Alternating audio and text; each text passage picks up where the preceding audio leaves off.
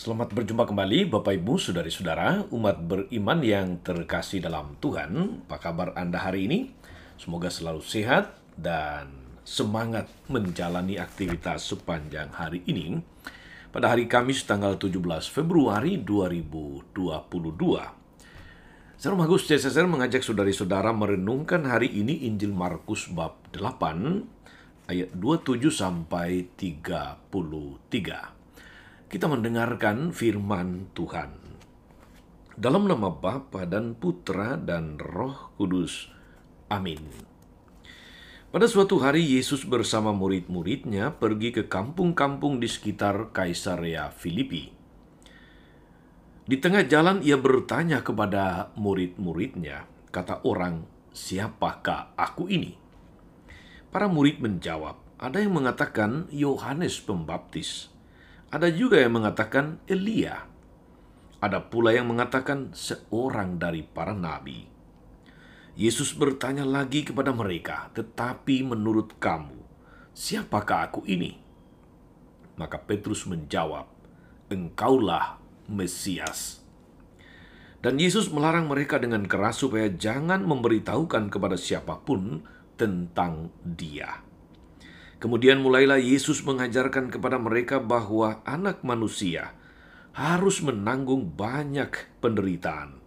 Ia akan ditolak oleh para tua-tua, imam-imam kepala, dan ahli-ahli Taurat, lalu dibunuh dan bangkit pada hari ketiga. Hal ini dikatakannya dengan terus terang, tetapi Petrus menarik Yesus ke samping dan menegurnya. Maka berpalinglah Yesus dan sambil memandang murid-muridnya, ia memarahi Petrus, katanya, "Enyalah iblis, sebab engkau bukan memikirkan apa yang dipikirkan Allah, melainkan apa yang dipikirkan manusia." Demikianlah sabda Tuhan. Bapak Ibu Saudari-saudara, umat beriman yang terkasih dalam Tuhan, para pendengar setia Renungan Mutiara Pagi dimanapun Anda berada. Kalau kita bertanya kepada orang, kepada teman, kepada siapapun, seringkali saudari-saudara banyak orang menjawab mengenai siapa,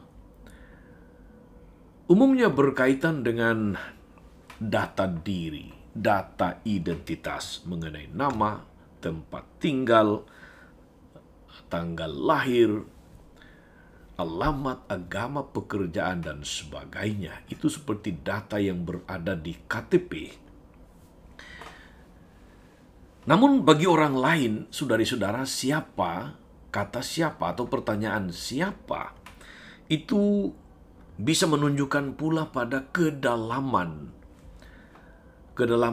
diri seseorang, tidak sekedar soal identitas.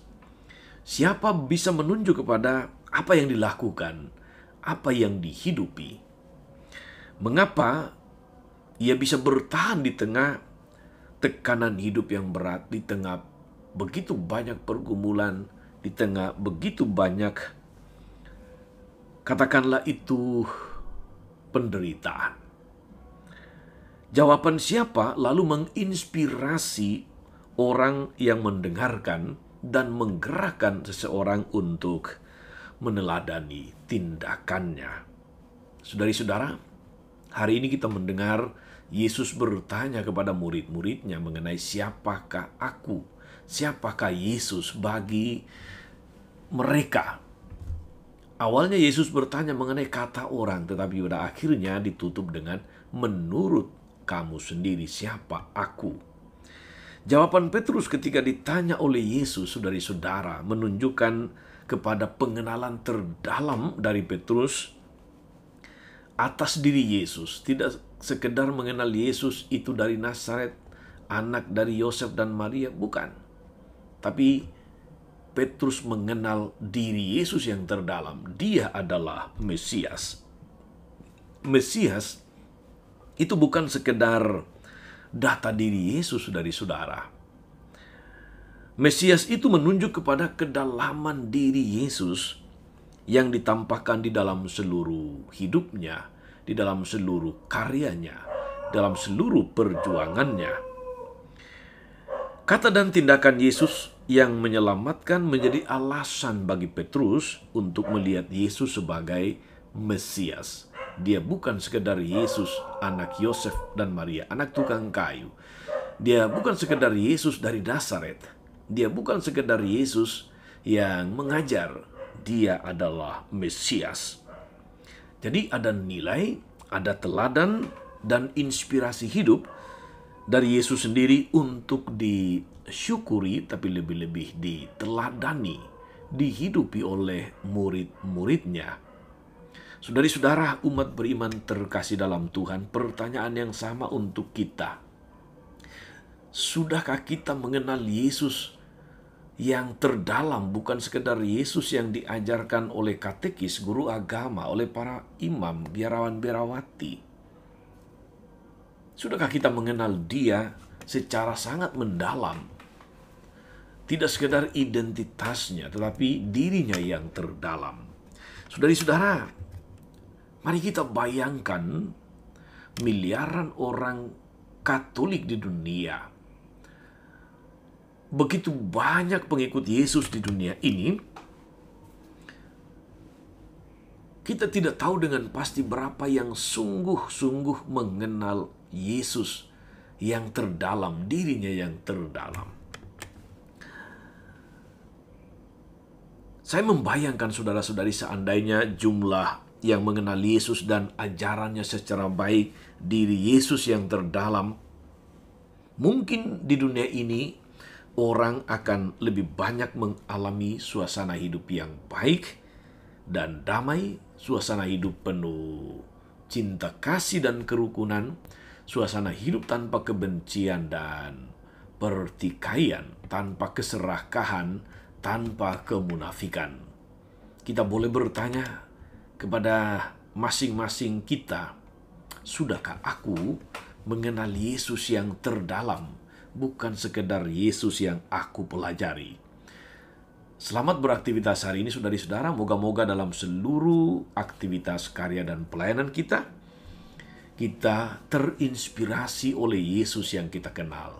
Kita terdorong, tergerak oleh ajaran-ajaran Yesus yang terdalam, bukan sekedar bekerja untuk mencari nafkah. Tuhan memberkati, Maria Bunda selalu menolong, setia mendoakan kita semua. Amin. Ya Allah Bapa yang Maha Rahim, kami bersyukur karena telah Kau utus Yesus Putramu yang menjadi manusia. Dialah Mesias, dialah Sang Juru Selamat yang terurapi. Dia yang mengasihi kami, menerima kami dengan segala kerapuhan kami.